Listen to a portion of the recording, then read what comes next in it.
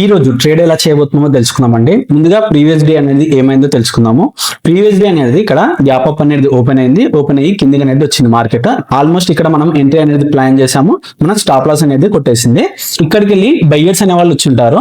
ఈ buyers నిన్నకే market అనేది కిందికి రీట్రేస్మెంట్ అనేది అయ్యింది. ఇక్కడ 50% అనేది రీట్రేస్మెంట్ అనేది అయ్యింది. ఇక్కడ 50% వరకు మార్కెట్ అనేది వచ్చింది. అలాగే ఇక్కడికి హ్యూజ్ బయింగ్ అనేది జరిగింది. మళ్ళీ మార్కెట్ అనేది 50% రీట్రేస్మెంట్ దగ్గరికి ఖచ్చితంగా రావాలి. కాబట్టి నేను ఇక్కడ ఒక బాక్స్ అనేది వేసుకున్నాను. ఇది 50 to 60% రీట్రేస్మెంట్ జోన్ అనమాట.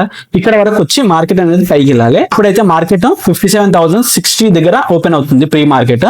ఇక్కడికి వెళ్ళి మార్కెట్ ఈ సపోర్ట్ ని బ్రేక్ డౌన్ చేసి కన్సోలేషన్ చేసింది అనుకోండి, మళ్ళీ పైకి వెళ్తుంది మార్కెట్. ఒకవేళ డైరెక్ట్ సెల్లింగ్ అనేది వచ్చింది అనుకోండి, ఇక్కడ వరకు మార్కెట్ అనేది వస్తుంది. ఒకవేళ మార్కెట్ అనేది స్ట్రాంగ్ గ్రీన్ కలర్ క్యాండిల్ వచ్చింది అనుకోండి, డైరెక్ట్ బయింగ్ సైడ్ అనేది వెళ్తుంది. ఎందుకంటే ఇక్కడ బ్రేక్అవుట్ ట్రేడ్ అనేది మనకు ఎగ్జిక్యూట్ అనేది అవుతుంది. ఓకేనా అండి.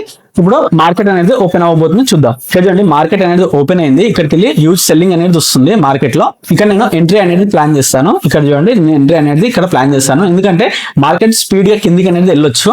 ఇక్కడ 50 పాయింట్స్ అనేది నా స్టాప్ లాస్ అనేది పెట్టుకుంటున్నాను. 140 పాయింట్స్ అనేది నా టార్గెట్ అనేది పెట్టుకుంటున్నాను. వెయిట్ చేద్దాం. ఇక్కడ టార్గెట్ అనేది ఇక్కడ వరకు రావాలి, ఆల్మోస్ట్ ఇక్కడ వరకు అనేది రావాలి.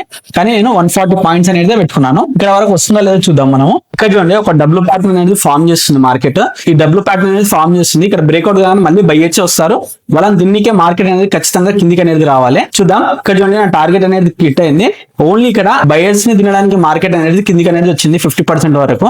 ఇక్కడికి వెళ్ళి మార్కెట్ అనేది పైకి వెళ్ళి మళ్ళీ బయర్స్ ని ఇన్వైట్ చేసి కిందికి వస్తుంది. ఎందుకంటే ఎక్కువ మంది సెల్లర్స్ అనే వాళ్ళు పైన లేరు కాబట్టి పైకి వెళ్ళే ఛాన్సెస్ అనేది చాలా తక్కువ. ఇక్కడ నుంచి ఖచ్చితంగా మళ్ళీ కిందికి అనేది రావాలి. ఇలాంటి చార్ట్ ట్రేడింగ్ కాన్సెప్ట్స్ గురించి లైక్ చేసి సబ్స్క్రైబ్ చేయండి.